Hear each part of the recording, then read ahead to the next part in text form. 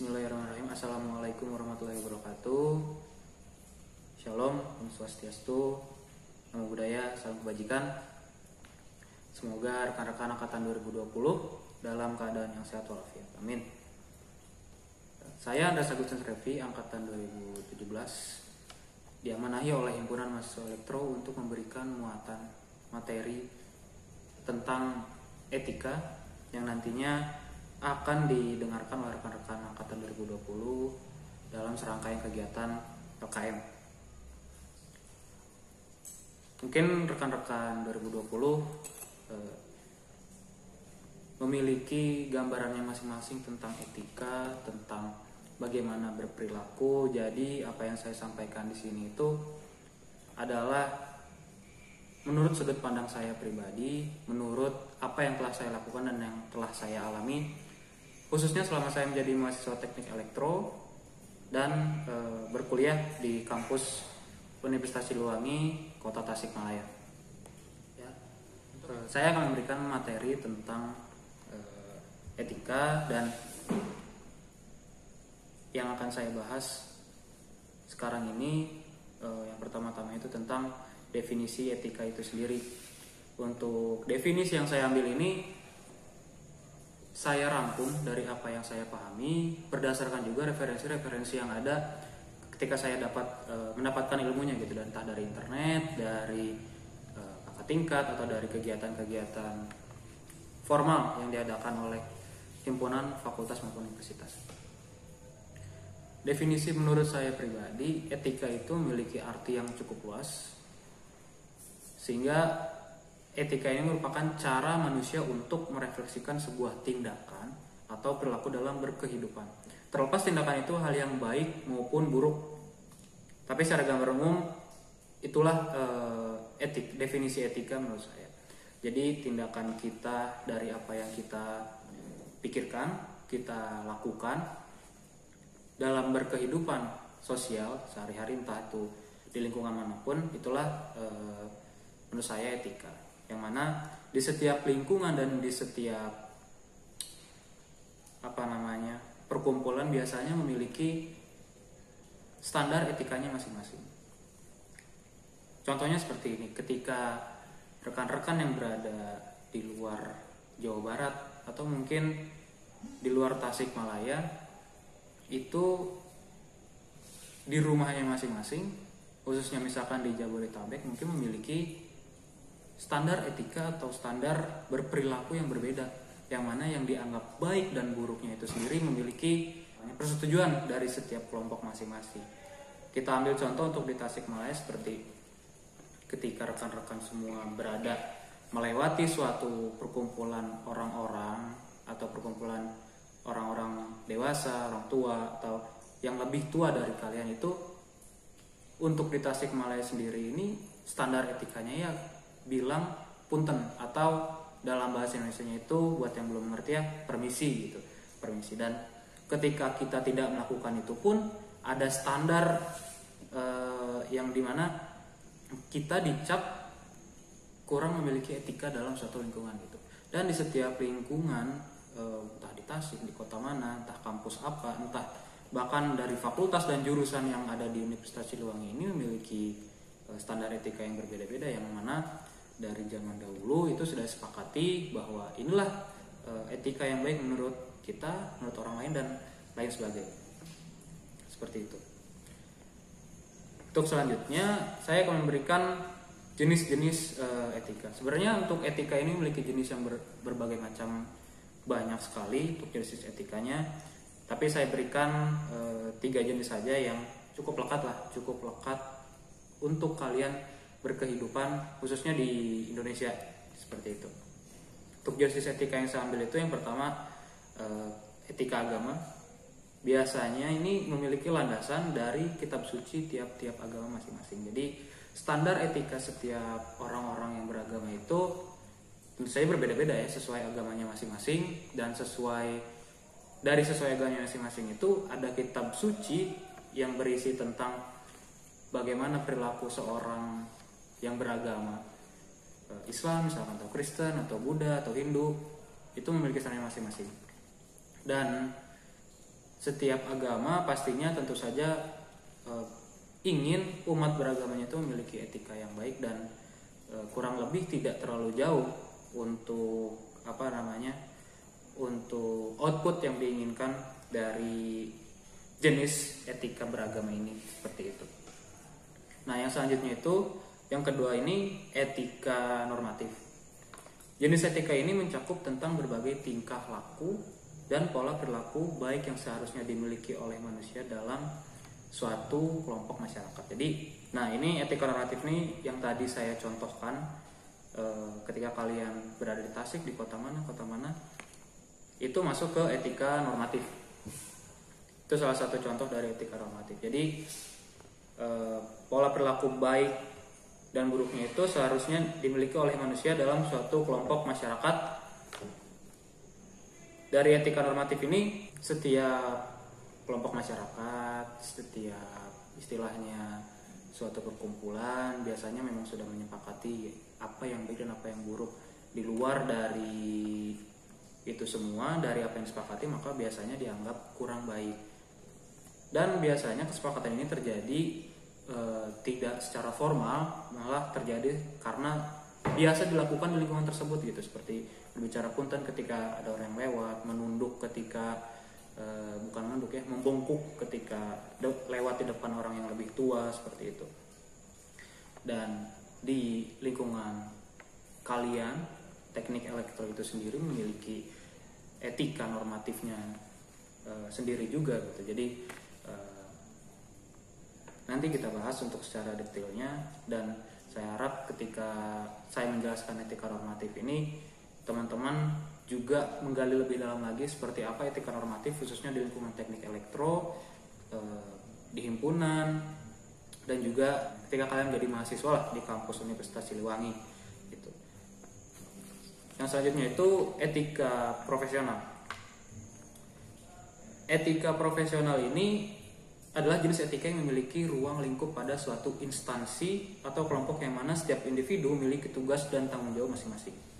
Nah, kenapa saya ambil etika profesional? Karena kita khususnya dalam setiap berkehidupan, menjalankan kehidupan sehari-hari, itu biasanya kalian punya istilahnya yang kalian sandang sebagai manusia itu. Misalkan di kampus kalian sebagai mahasiswa, ketika mungkin kalian di himpunan nanti kalian sebagai pengurus, terus sebagai pekerja profesional nanti ketika sudah keluar kuliah. Nah, ini di etika profesional ini cukup lekat untuk kita khususnya di teknik elektro, di mana kalian harus bisa membedakan etika profesional ketika kalian memiliki tanggung jawab dan ketika kalian sedang bercanda, sedang santai, itu harus memiliki etikanya masing-masing. Dari etika bercanda dan berkehidupan sehari-hari itu kalian bisa belajar di etika normatif. Ketika kalian sedang bekerja, melaksanakan tugas, melaksanakan tanggung jawab, itu kalian bisa mengulik tentang etika profesional seperti itu. Dan etika profesional ini saya rasa sangat terpakai ketika kalian berada di suatu instansi, misalkan di himpunan, ruang lingkup kecilnya aja kita anggap organisasi lah. Etika kalian berorganisasi. Organisasi itu ya kalian memiliki profesi dalam organisasi tersebut gitu. Karena itu instansi yang mana di dalamnya terdapat orang-orang yang memiliki tugas pokok dan fungsi tanggung jawab yang bisa menunjang organisasi tersebut semakin berkembang, semakin istilahnya lebih baik lah dalam setiap waktunya. Nah, tugas kalian masing-masing itu harus kalian bisa tanamkan pada diri kalian bahwa etika ketika kalian menjalani profesi kalian sebagai organisator, kalian harus memiliki dedikasi yang tinggi, harus memiliki istilahnya rasa bangga terhadap apa yang kalian lakukan, rasa bangga terhadap apa yang kalian jalani, rasa tanggung jawab yang tinggi sehingga kalian tidak lalai. Itu salah satu etika profesional. Contoh-contoh kecilnya dalam etika profesional. Terkadang untuk etika profesional itu berbenturan dengan yang namanya kekeluargaan. yang mana menurut saya pribadi itu sangat jauh-jauh tidak bertentangan sama sekali, bahkan bisa dikombinasikan secara bersamaan, di mana di satu sisi kalian profesional dan di sisi lain kalian melaksanakan asas kekeluargaan yang mana cukup lekat dan harus kalian pahami ketika kalian berada di ruang lingkup teknik elektro. Di teknik, khususnya di teknik elektro itu sangat menjunjung tinggi asas kekeluargaan. Kita memiliki solidaritas yang tinggi, kita memiliki kebersamaan yang luar biasa. Ketika kalian nanti bisa merasakanlah ketika kalian berada di kegiatan offline atau tatap muka bersama senior-senior kalian, bersama rekan-rekan angkatan kalian, hal-hal yang kita sampaikan di sini itu bukan sekedar omong kosong. Kalian bisa rasakan sendiri dan kalian bisa implementasikan ke diri kalian, yang mana pribadi kalian akan berubah ketika kalian sudah mengenal ruang lingkup yang mana memiliki karakternya masing-masing. Ya, jadi secara umum itulah jenis-jenis dari etika. Dan apa yang ingin saya sampaikan secara mendetil ke rekan-rekan angkatan 2020 itu, sebenarnya saya tidak ingin terlalu menjurus terlalu dalam, sehingga ketika nanti rekan-rekan berkegiatan di LKM di pertemuan berikutnya, rekan-rekan bisa mempertanyakan lebih detail lagi dan merasa bahwa apa yang saya sampaikan itu belum cukup dan belum puas gitu. Jadi saya ingin merasakan bahwa teman-teman itu mencari tahu lebih dalam dengan cara bertanya. Apalagi ketika masa pandemi seperti ini, semua dilakukan secara online. Satu-satunya cara kalian untuk mencari jawaban yang sebenarnya dari apa yang ingin kalian ketahui adalah bukan hanya sekedar mendengarkan saya berbicara atau mendengarkan kakak-kakak kalian, senior-senior kalian nantinya menyampaikan materi, tapi juga dalam bertanya gitu. Dalam bertanya itulah saya ingin kalian lebih aktif nantinya dan lebih menanyakan hal-hal yang benar-benar yang ingin kalian ketahui secara etika, secara khususnya untuk kalian angkatan 2020 teknik elektro. Untuk yang selanjutnya itu kita bahas etika di lingkungan teknik elektro. Etika seperti apa sih? Mungkin teman-teman juga pernah mendengar ya, pernah juga mungkin dibahas ketika ombus atau ketika masa bimbingan, bahwa yang digadang-gadang dari etika itu salah satunya adalah 5S, senyum, sapa, salam, sopan santun. Kenapa sih kita harus melaksanakan 5S itu khususnya di lingkungan fakultas teknik, di lingkungan teknik elektro? Karena seperti ini, di lingkungan teknik elektro, khususnya di lingkungan teknik juga, itu menjunjung tinggi asas kekeluargaan, yang mana kalian itu seperti adik dan kakak, dan etika seperti apa sih yang baik untuk dilakukan terhadap keluarga kalian, mau itu keluarga kalian yang satu angkatan, keluarga kalian yang lebih tua, keluarga kalian yang lebih muda gitu. Itu harus kita pahami bahwa kekeluarga itu punya cara etikanya masing-masing gitu, khususnya di lingkungan kita. Dan di teknik itu 5S, senyum, sapa, salam, sopan santun itu benar-benar dekat. Contohnya seperti ini, ketika kalian bertemu dengan kakak tingkat, anggaplah kalian bertemu di kampus dalam keadaan tatap muka, dan kalian tahu bahwa itu adalah kakak tingkat kalian atau ya kakak kalian lah di teknik elektro, mau itu abang, teteh, kalian tahu dia itu kakak tingkat kalian di teknik elektro, tapi kalian berusaha untuk acuh dan tidak memperdulikan, seolah-olah bahwa kalian tidak mengenal gitu tentang beliau atau tentang seseorang itu, tentang kakak senior kalian yang kalian sudah lihat bertemu di suatu tempat. Yang jadi pertanyaan adalah bahwa keluarga macam apa yang tidak memahami tentang cara beretika ke keluarganya sendiri gitu, dan keluarga mana yang acuh tak acuh terhadap sesama keluarganya. Maka dari itu, dari 5S ini kalian bisa menerapkan, setidaknya kalian senyumlah terhadap orang atau keluarga kalian di teknik elektro. Senyum apabila memang memungkinkan untuk melakukan sapa, ya sapa. Setelah sapa, mungkin kalian bisa untuk ke tingkat selanjutnya itu salam. Bersalamanlah dengan kakak tingkat yang kalian temui, lalu lakukanlah komunikasi yang sopan dan santun gitu. Selayaknya kalian berbicara dengan orang yang lebih tua, dengan orang yang lebih dulu memiliki istilahnya menginjakan kaki lah di lingkungan teknik elektro Universitas Siliwangi.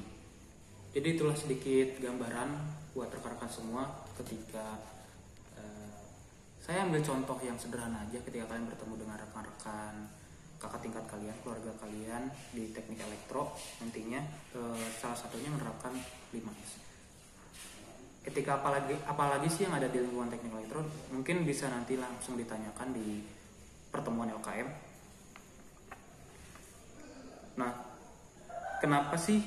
Mungkin banyak juga teman-teman rekan-rekan angkatan 2020 bertanya tentang kenapa sih kita harus beretika gitu, kenapa sih kita harus menyesuaikan, istilahnya adaptasi lah tentang lingkungan, terhadap lingkungan yang kita diami, terhadap lingkungan yang sering kita istilahnya berada di dalam lingkungan tersebut. Kenapa sih? Gini, alasan seseorang harus memahami tentang etika karena setiap lingkungan, tempat dan perkumpulan sudah memiliki ketentuan atau standar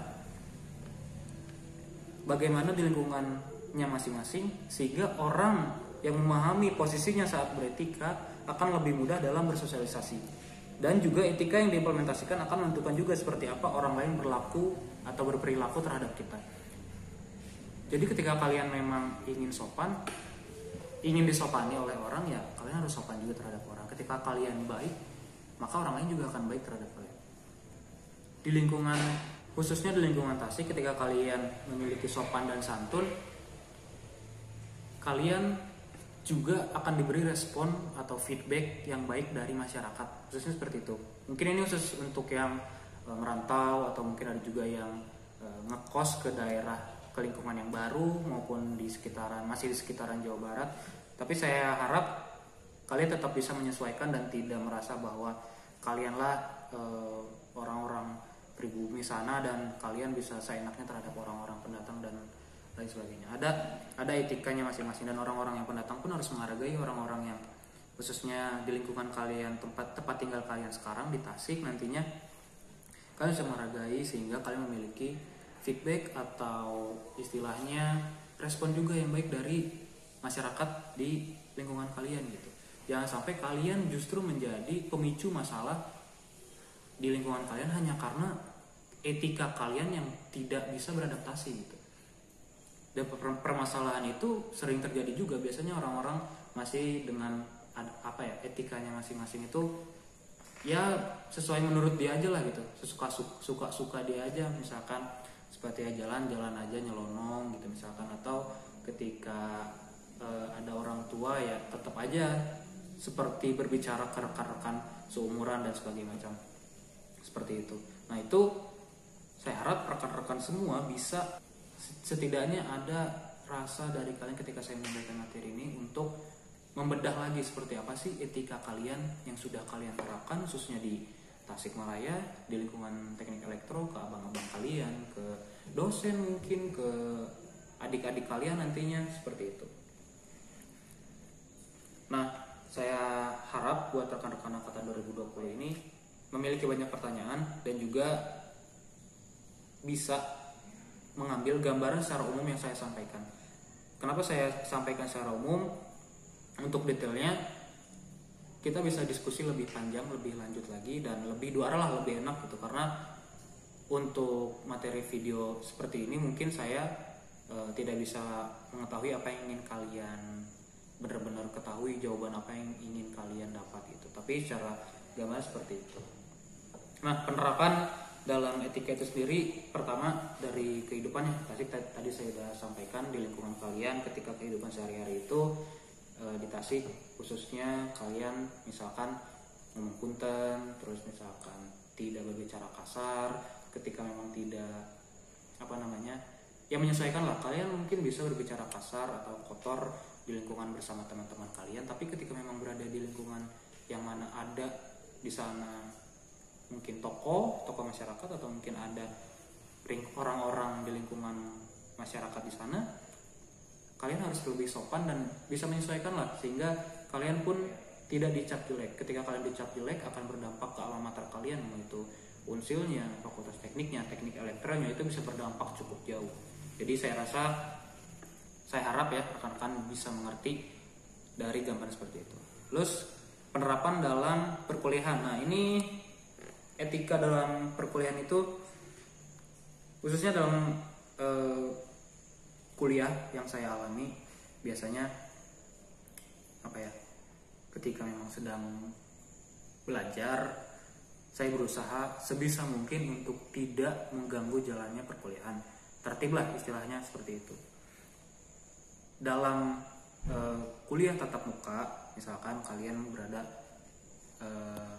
dalam kondisi yang mana dosen sudah berada di dalam kelas dan kalian baru masuk, itu terlepas dari waktunya telat atau tidak, maka biasakanlah untuk rekan-rekan dari angkatan 2020 nantinya mungkin bisa merasakan kuliah offline tatap muka, biasakan untuk mengucapkan salam, minta izin untuk masuk, sehingga kalian mengetahui apakah kalian diperbolehkan atau tidak untuk memasuki kelas seperti itu. Mungkin kalian dalam keadaan yang kondisinya belum telat gitu ya, tetap juga harus melakukan izin gitu, karena salah satu bentuk menghargai bahwa dosen sudah lebih dulu datang dari kalian seperti itu. Dan ketika dalam kondisi yang telat pun kalian juga tetap menanyakan izin apakah masih boleh masuk atau tidak. Ada yang boleh dan ada yang tidak gitu. Dan etika yang kalian terapkan nantinya dan perilaku yang kalian terapkan nantinya itu bisa menentukan juga sih seperti apa kalian nantinya di mata dosen-dosen, di mata istilahnya ya orang tua kalian lah di kampus seperti itu. Terus penerapan etika ketika berorganisasi. Ketika berorganisasi tadi udah saya sampaikan juga tentang jenis etika di etika profesional, yang mana kalian harus bisa membedakan lah ketika kalian sedang melaksanakan tugas pokok, fungsi kalian dan tanggung jawab kalian itu, kalian harus bedakan waktu untuk kalian bercanda, waktu untuk kalian serius juga, waktu untuk kalian fokus menyelesaikan tugas kalian sehingga tidak menghambat rekan-rekan yang lain. Ketika kalian berorganisasi itu memiliki keterkaitan satu sama lain. Ketika kalian tidak memiliki etika yang baik dalam berorganisasi, tidak tekun dan tidak benar-benar berdedikasi terhadap organisasi yang kalian tekuni, maka ya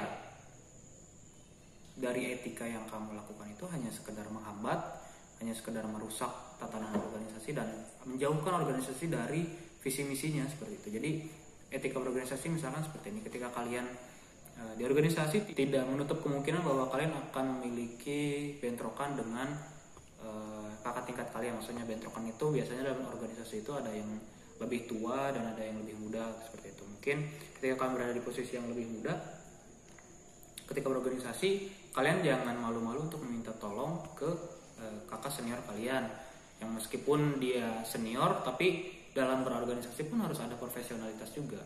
Yang mana yang tadi saya bahas, profesional dan kekeluargaan itu tidak bertentangan, yang mana kekeluargaan itu adalah ikatan kalian dengan orang lain dan profesional adalah pekerjaan kalian.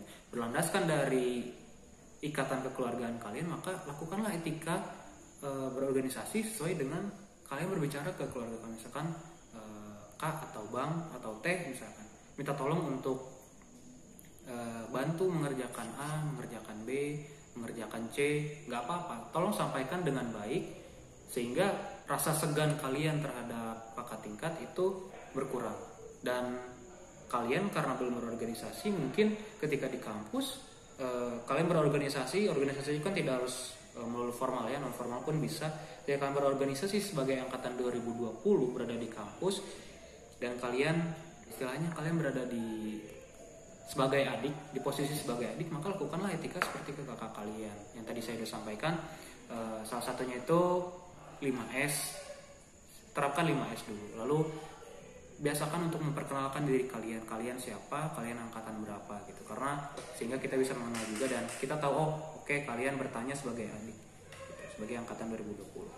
Kalian seperti itu. Dan berorganisasi juga misalkan antara teman-teman angkatan kalian, selagi kalian bisa berperilaku terhadap, misalkan kalian sudah memiliki kedekatan dengan sesama angkatan kalian, mungkin kalian bisa memiliki bercandaan yang lebih jauh lagi. Tapi untuk orang-orang tertentu mungkin kalian belum bisa, maka saya harap kalian bisa beradaptasi dan bisa tahu nih mana batasan kalian ketika berbicara terhadap teman-teman seangkatan kalian, seperti itu. Khususnya ketika kalian berdiskusi, saya harap rekan-rekan angkatan 2020 ini sangat ingin mencari tahu lebih tentang etika dalam berdiskusi, karena akan banyak diskusi-diskusi lainnya yang akan kalian hadapi sebagai angkatan 2020 gitu di teknik elektro, seperti itu. Diskusi tentang apapun lah, tentang angkatan kalian, tentang kedepannya, tentang apapun, itu ada etikanya masing-masing. Dan kalau bisa teman-teman angkatan 2020 ini memiliki etika yang lebih baik dari angkatan-angkatan yang lain ketika berdiskusi, seperti itu. Yang selanjutnya, penerapan etika ketika komunikasi online. Nah, ini cukup penting ya ketika komunikasi online itu. Khususnya untuk angkatan 2020 mungkin belum bisa menyesuaikan ya ketika awal-awal. Ketika awal-awal itu misalkan kalian menghubungi dosen melalui WhatsApp. Kalian itu sekedar istilahnya langsung to the point nih. Pak, saya belum ngontrak KRS. Menurut kalian ketika kalian berada di posisi dosen itu seperti apa perasaan kalian gitu? Coba kalian bayangkan. Dosen tidak tahu kalian siapa, namanya siapa, dan kalian langsung straight to the point aja, dimana tidak masalah juga, tapi tidak seperti itu cara kalian beretika ketika komunikasi secara online. Biasakan ketika komunikasi online, mau ke dosen, ke kakak tingkat, lalu ke rekan-rekan kalian yang lain, itu biasakan untuk mengucapkan salam. Ini ketika formal ya, khususnya ketika kalian berada di kegiatan formal, perkuliahan maupun kegiatan himpunan. Ucapan salam, perkenalkan diri kalian, sampaikan maksud dan tujuan kalian, dan sampaikan terima kasih ketika kalian sudah selesai menyampaikan pertanyaan atau apa yang ingin kalian sampaikan, sehingga tidak terjadi miskomunikasi nantinya. Ketika gini aja deh, ketika kalian sudah misalkan nanti punya adik, terus ada adik kalian cuma ngechat P bang, misalnya P mau ini bang, mau A, mau B, C, D, itu pasti kalian udah keburu ini maksudnya apa gitu, kalian kenapa seperti ini gitu kan, bisa ditanyakan dengan cara yang lebih baik. Nah di situ itu juga jadi penilaian khususnya kita atau kakak-kakak tingkat yang lain terhadap perilaku kalian. Nanti kalian harus evaluasi lebih jauh lagi tentang perilaku yang kalian lakukan, apakah sudah istilahnya sudah benar atau masih belum benar gitu, seperti itu. Jangan sampai, saya nggak mau nanti ada yang ngechat, misalkan kalian butuh informasi dari himpunan nih, kalian di posisi orang yang butuh informasi dari himpunan atau dari dosen, terus kalian coba ngechat P, awalan P. Itu sering terjadi dan saya rasa selagi kalian bisa mengucapkan salam, ya salam aja gitu, selamat siang atau assalamualaikum, selamat sore sesuai waktu. Dan ketika kalian menghubungi dosen pun kalian harus memahami waktu kerja lah, karena ada etika tentang memahami konteks apa yang kalian tanyakan. Misalkan kalian ingin bertanya tentang kuliah, coba chat dosen tersebut dari kurun waktu misalkan jam 6 pagi atau jam 7 pagi sampai jam 5 sore. Selebihnya kalau untuk ingin bertanya lebih intens, lebih baik ditunda keesokan harinya. Dan dosen kadang juga memiliki karakter yang berbeda-beda. Ketika kalian chat lebih dari jam 5, misalkan jam malam, jam 10 lah, jam 10, jam 9 masih mau balas, masih mau menjawab. Tapi ketika ada dosen dengan karakter yang lain mungkin akan marah dan tidak akan menjawab gitu. Nah maka dari itu tolong untuk rekan-rekan angkatan 2020, etika dalam komunikasi online-nya lebih diperhatikan lagi dan lebih ditajamkan tentang berkomunikasi khususnya lewat teks lah, pengetikan yang jelas, penyampaian apa yang ingin kalian tanyakan langsung to the point, dan ucapan terima kasih karena chat kalian atau pertanyaan kalian itu dibaca dan dibalas, seperti itu ya. Kurang lebihnya seperti itu materi yang ingin saya sampaikan. Lebih lanjutnya kalian bisa tanyakan nanti ketika pertemuan LKM. Saya harap apa yang saya sampaikan ini masih kurang sehingga kalian penasaran, sehingga kalian terus bertanya dan terus mencari jawaban yang ingin kalian ketahui, dan tetap jaga kesehatan kalian, jangan terlalu sering keluar rumah dan berinteraksi dengan banyak orang, dan salam untuk keluarga di rumah. Terima kasih. Wassalamualaikum warahmatullahi wabarakatuh.